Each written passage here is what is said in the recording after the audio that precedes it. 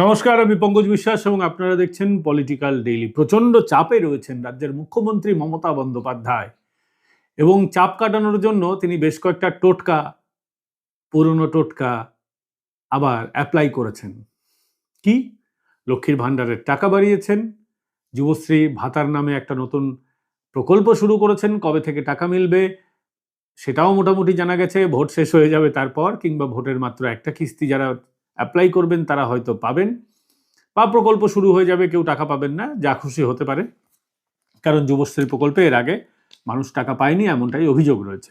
স্বাভাবিকভাবেই অনেকেই বলছেন যে কন্যাশ্রী, যুবশ্রী, এই যে প্রকল্পগুলো আছে এতে মমতা বন্দ্যোপাধ্যায় এবার বেনিফিটেড হবেন, যদিও একমাত্র লক্ষ্মীর ভাণ্ডারে উনি টাকা বাড়িয়েছেন।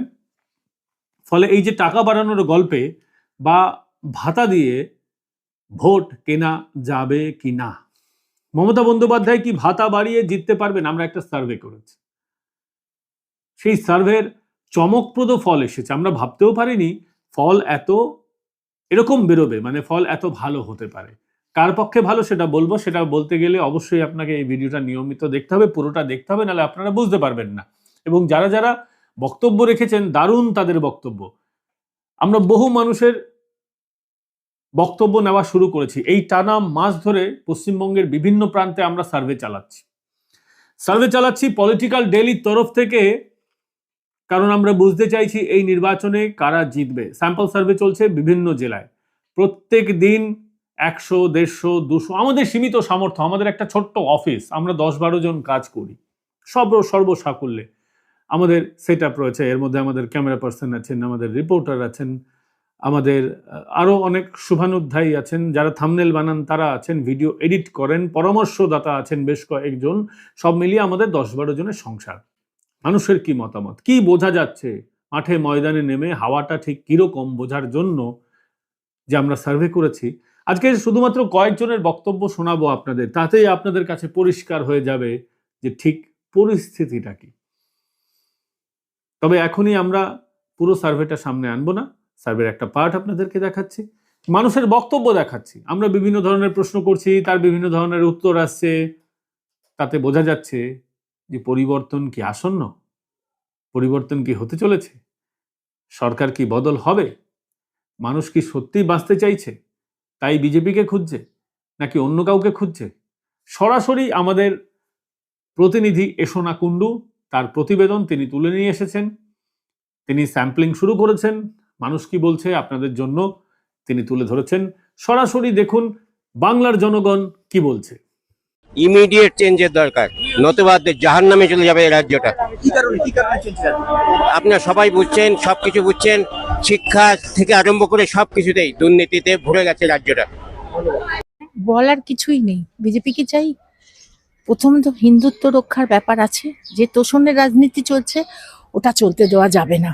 তারপরে আমাদের বাংলাকে, এপার বাংলাকে ওপার বাংলার সঙ্গে যুক্ত করার একটা চাল চলছে, এটাও চলতে দেওয়া যাবে না। স্বাস্থ্য বলে কিচ্ছু নেই, ওষুধে ভেজাল, স্যালাইনে ভেজাল, হসপিটালে কোনো যন্ত্রপাতি নেই। শিক্ষা ব্যবস্থা তো একদম নিচে চলে গেছে। খালি কন্যাশ্রী, আবার নতুন শুরু করেছে যুবাশ্রী। এই যে লক্ষ্মীর ভাণ্ডারে 1,500 টাকা করে দেওয়ার কোনো অর্থ হয় বলুন তো? 1,500 টাকায় সংসার চলবে?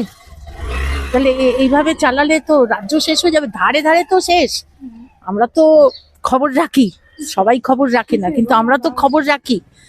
1,500 টাকায় সংসার চলে না, কিন্তু ভাণ্ডার দিয়ে ভোটের রাজনীতি করছে, কিন্তু ওদিকে তবিল খালি, কিচ্ছু নেই। ধারে ধারে রাজ্যবাসী শেষ। আর কত সহ্য করবো? সব রকম দিক থেকে দুর্নীতি একদম। আমরা এখান থেকে মুক্তি চাইছি। আমি লক্ষ্মীর ভাণ্ডার নিই না, ওই লক্ষ্মীর ভাণ্ডারে চলে না। কারোর চলে বলুন না? কলে কলে তো জল নেই, জল কি কিনে খাবে বলুন? চাল কিনে খাবে? 1,500 টাকা কতদিন চলবে? আর ছেলেগুলোকে, ঘরের ছেলেগুলোকে বলতেও তো রাস্তায় খারাপ লাগে, ঘরের ছেলেগুলো তো অকর্মণ্য করে রেখে দিয়েছে। যথেচ্ছ মদের দোকান, লাইব্রেরি নেই, লাইব্রেরিগুলো উঠে গেছে। এত এত মদের দোকান বেড়েছে, ওনার লাভ হচ্ছে, ঘর ঘর সংসার নষ্ট হচ্ছে, কেউ কাজ করে না। ভাতার জন্য সব ভিখারি বানিয়ে দিচ্ছে, ভিখারি। আমি একটাই কথা বলতে চাই, বর্তমান পরিস্থিতির যা অবস্থা তাতে আমাদের নিজেদের অস্তিত্বের লড়াই। এটা আমাদের অস্তিত্ব, আমাদের শিক্ষা, স্বাস্থ্য, সংস্কৃতি সব দিক থেকে আমরা বঞ্চিত হয়েছি। এই কারণেই আমরা পরিবর্তন চাই, এই কারণেই আমরা বিজেপি সরকারকে চাই। আর কিছু বলতে পারছি না। দিদি, আপনাদের তো লক্ষ্মী ভান্ডার দেওয়া হয়। আমাদের লক্ষ্মী ভান্ডার আমরা চাই না, আমরা চাকরি চাই, আমরা কাজ চাই। আমরা শুধু শুধু কেন অর্থ নিতে যাব বিনামূল্যে? আমাদের বিনামূল্যে অর্থ নেওয়া মানে অলস হয়ে যাওয়া। সেখানে আমরা কেন নেব?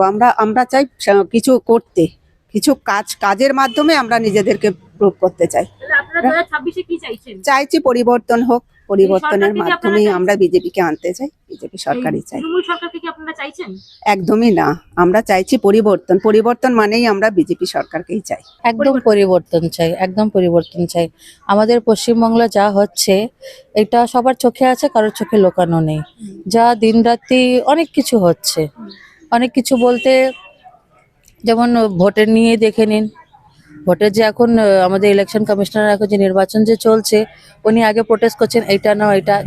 যদি কমিউনিটিকে নিয়ে যে ওদিনই সবসময় চলছে, এটা তো উচিত না। এটা ভারতবর্ষ।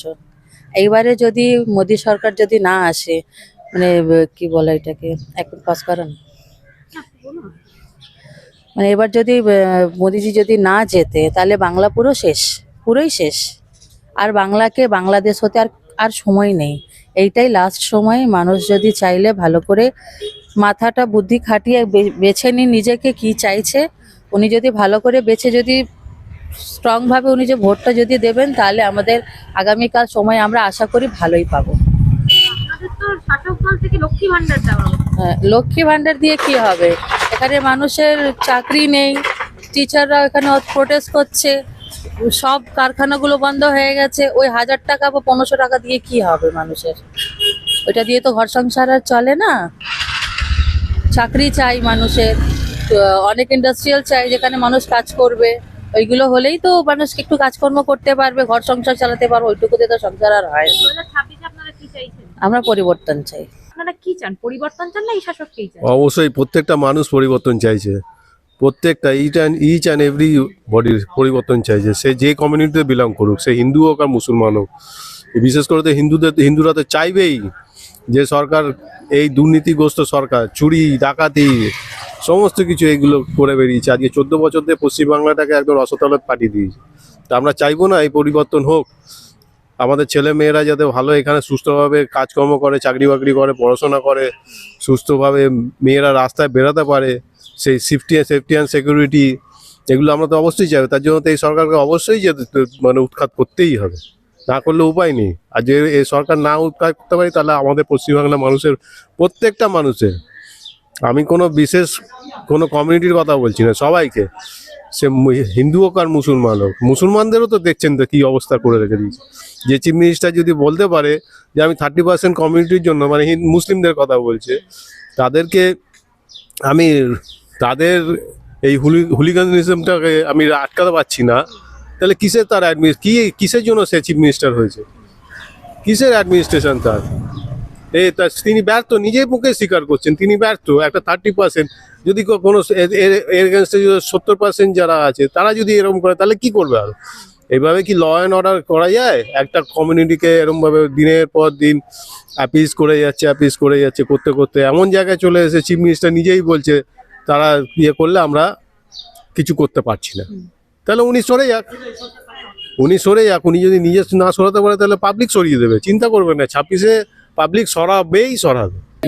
পরিবর্তন তো চাইছি, এইভাবে তো চলে না দেশ চলে এইভাবে, দেশ তো চলে না।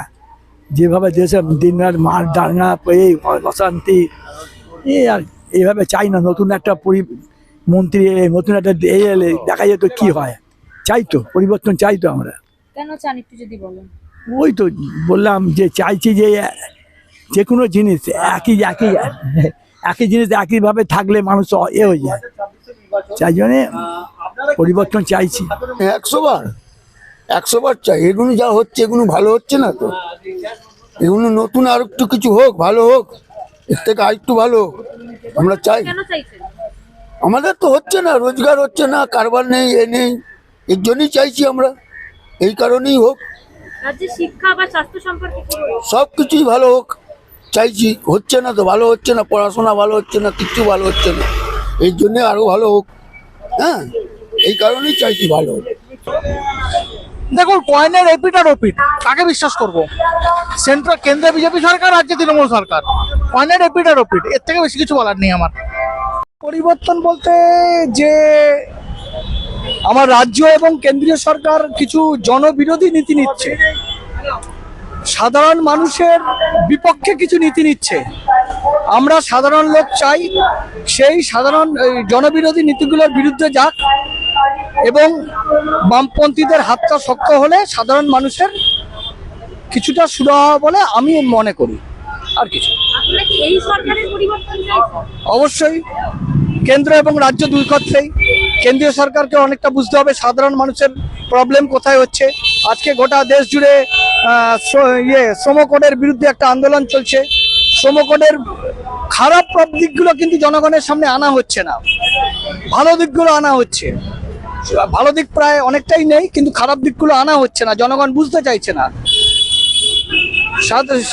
লোকের অর্থনীতিটা দেশের 2, 3, 4টে পরিবারের হাতে চলে যাচ্ছে। সাধারণ মানুষ সেই গরিব থেকে গরিব, সাধারণ মানুষকে বুঝতে দেওয়া হচ্ছে না। কর্মসংস্থানের সিকিউরিটি থাকছে না, সরকারি চাকরি থাকছে না, সরকারি যে কোম্পানি মানে সরকারের গ্যারান্টেড যেমনি LIC থেকে, ব্যাংক থেকে তার পুঁজিগুলো বেসরকারিকরণ করে দেওয়ার, শেয়ার মার্কেটে নামিয়ে দেওয়ার যে প্রবল সরকারি প্রচেষ্টা, আমরা তার বিরোধিতা করছি। নেই, আমার শিক্ষা নেই, আমার স্বাস্থ্য নেই, আমার কর্ম নেই। আগে আমার কাছে মন্দির, মসজিদ, হিন্দু, মুসলিম এইটা না, আগে শিক্ষা দরকার, আগে কর্ম দরকার। রাজ্যে একটা কর্মসংস্থানের ব্যাপার নেই, এটা তো আমাদের দরকার আগে দাদা। মানুষ হিসেবে তো এটা দরকার, কিন্তু যেখানে মুসলিম সংখ্যা বেড়ে যায় কিন্তু সেখানে এইসব জিনিস দরকার থাকে না। মুসলিম সংখ্যা বেড়ে যায়, সেখানে মুসলিমদের মধ্যে একটা হিংসার প্রবণতা আছে। তাদের মধ্যে আমার যতটুকু মনে হয় শিক্ষার অভাবটা প্রচুর আছে। তাদেরকে প্রপার শিক্ষা না দিয়ে তাদেরকে বোঝাতে হবে যে তোমার শিক্ষাটা, এবং যারা অন্যায় করছে তাদের বিরুদ্ধে সরকার স্টেপ নিক। সে হিন্দু বা মুসলিম বলে কথা না, যে অন্যায় করছে, যে অন্যায়কে তোষণ করছে তার বিরুদ্ধে স্টেপ নেওয়া হোক না। আর শিক্ষা এবং কর্ম পেলে মানুষ কখনো লড়াইয়ের মধ্যে যায় না। আমি যখন শিক্ষা পাবো না, আমি যখন কর্ম পাবো না, আমি তখন বিকল্প রাস্তা খোঁজ করব, আমার এবং আমার ফ্যামিলির স্বার্থ চিন্তা করে। আরে আমাদের চাই কি যা কোনো সরকার আসুক, ঠিক আছে, এইটাই আছে কি কলকারখানা যেটা বন্ধ হয়ে গেছে, আমরা চাই এটা ওপেন হয়ে যাক, চলুক, কি কলকাতার মানুষ বাইরে কাজ করতে না যেতে হয়, ওদের কষ্ট না হয়। এবার রাস্তাঘাটে যেটা আগে যেটা ছিল কলকারখানা চালু ছিল, মিল ফিল যত, এখন কি হচ্ছে সব বন্ধ হয়ে গেছে। বন্ধ হয়ে মানে কি হচ্ছে না হচ্ছে কিছু বোঝা যাচ্ছে না। ওই জন্যে যখন চালু ছিল তখন ভালো ছিল, এখন আস্তে আস্তে বন্ধ হয়ে যাচ্ছে, এটাই আমাদের কষ্টের ব্যাপার আছে। আপনারা কি চাইছেন? এবার তো কোনো এটা তো বলতে পারবো না কি সরকার আসবে আর কি আমরা চেঞ্জ চাইছি, বাস এটাই চাইছি কি আমরা কি যা কোনো সরকার আসুক কলকারখানাটা চালু হয়ে যাক, ওপেন থাকুক। আপনি তো বলেন আপনি বিভিন্ন স্টেটে যান, হ্যাঁ হ্যাঁ হ্যাঁ, সেই স্টেটের সাথে আমার স্টেটের পরিবর্তন তফাৎটা কি? এইটা যে তফাৎ আছে কি ওইখানে নতুন নতুন কলকারখানা স্টার্টিং হচ্ছে আর এখানে বন্ধ হয়ে যাচ্ছে, বাস এইটাই চাইছি। কলকাতা হিন্দুস্তানের মধ্যে রাজধানী ছিল, এখন হয়ে গেছে দিল্লি। আমরা চাইছি না কি দিল্লি রাজধানী থাকুক, আমরা চাইছি যেরকম ছিল পরিবর্তন হয়ে এটা কলকাতার রাজধানী হয়ে যায়। এর মানেই হলো কি কলকারখানা এখানে বন্ধ হলে লোকের আপদ বিপদ যা চাই এখান থেকে লোক পালিয়ে অন্য জায়গায় চলে যাচ্ছে, যার জন্য রাজধানী এখন কি হলো দিল্লি চলে গেল। তো ওইটা আমরা চাইছি কি দিল্লি না হয়ে এটা কলকাতা হোক। পরিবর্তন চাইছি, আর এই সরকারকে সহ্য করা যাচ্ছে না, একদম ফেড আপ। মানে শিক্ষা সব দিকেই মানে 2 নম্বরই, পড়াশোনায় আজকের আমাদের অনেক কিছু ডেভেলপমেন্ট হতে চাচ্ছে, যেমন আমাদের চিংড়িঘাটার ব্রিজটা ক্লিয়ার দিলে ওটা কমপ্লিট হয়ে যায়, ওটার জন্য রাজ্য সরকার আমাদের সুপ্রিম কোর্টে যাচ্ছে। এগুলো ঠিক না, এগুলো আমাদের রাজ্যের উন্নতির জন্য, প্লাস শিক্ষা দীক্ষা সব এতেই এভরিথিং জায়গায় করাপশন, যেখানে যাবেন টাকা ছাড়া কোনো কথা নয়। আর যারা অশিক্ষিত, যার শিক্ষাগত যোগ্যতা নেই সে টিচার হয়েছে, আর যারা যোগ্যতা সম্পন্ন হয়ে যোগ্য তাদেরকে রাস্তায় ঘুরতে হচ্ছে। এইগুলোর জন্য আমরা পরিবর্তন চাই। এই সরকারকে আমরাই এনেছিলাম, ভেবেছিলাম অনেক উনি করবে, কিন্তু করেনি। এখন দেখছি আমরা ভুল, ওনাকে আমরা চিন্তা ভুল করেছি, সেই জন্য পরিবর্তন চাই, দলমত নির্বিশেষে। আপনারা কি পরিবর্তন চাইছেন নাকি এই সরকারকে চাইছেন? পরিবর্তন হলে ভালো হয়। কেন ভালো হয়? হ্যাঁ কেন ভালো হয়? হ্যাঁ, সার্বিক দিক থেকে চিন্তা ভাবনা করে, হ্যাঁ, সবার ভালোর জন্য। রাজ্যে শিক্ষা বা স্বাস্থ্যের সেনা খুব অবনতি, খুব অবনতি।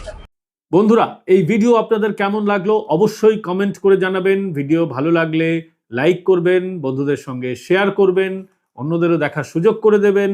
আর আমাদের পাশে থাকতে চাইলে সুপার থ্যাঙ্কস পাঠাতে পারেন, জয়েন বাটন ক্লিক করতে পারেন। তাতে এই ধরনের যে ভিডিও অনেক আগে ভাগে আপনারা দেখতে পারবেন, কারণ ভিডিও এডিট করতে অনেক সময় লাগে। আমরা একটা আনকাট ভিডিও আপলোড করে দিই আগে ভাগে, দর্শকরা একেবারে আনকাট ভিডিও এনজয় করতে পারবেন বেশ কয়েক ঘন্টা আগে, কিছু কিছু ক্ষেত্রে প্রায় একদিন আগে।